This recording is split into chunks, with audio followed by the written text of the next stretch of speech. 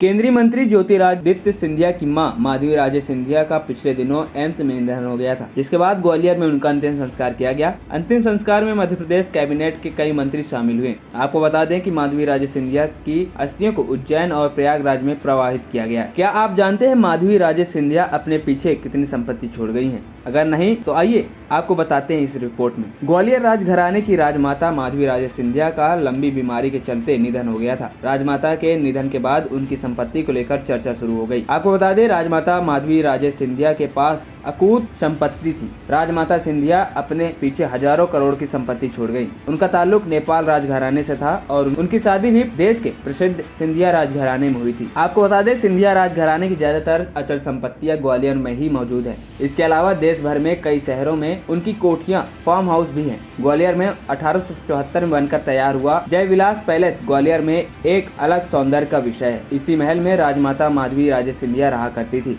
यह महल काफी भव्य और बड़ा है। इसमें करीब 400 कमरे मौजूद हैं। मीडिया रिपोर्ट्स के अनुसार जय विलास पैलेस की कीमत करीब 4000 करोड़ से भी अधिक है। सिंधिया राजघराने की राजमाता के पास कई गाड़ियां और स्वर्ण सामग्री भी मौजूद थी, जिनकी कीमत करोड़ों रुपए में है। साथ ही आपको बता दें, सिंधिया राजघराने की कुछ संपत्ति विवादित भी है, जिसकी कीमत करीब 40,000 करोड़ रुपए है। ग्वालियर में जय विलास पैलेस के अलावा सिंधिया राजघराने का विख्यात सिंधिया स्कूल भी शामिल है। राजमाता माधवी राजे सिंधिया की सास की 2 वसीयतों के कारण विवाद उपजा, जिसको लेकर चर्चा भी हो रही है। वहीं राजमाता माधवी राजे सिंधिया अपने पीछे अकुल संपत्ति छोड़ कर गई हैं, जिसमें चल और अचल संपत्ति दोनों शामिल हैं। ANP टाइम्स की रिपोर्ट।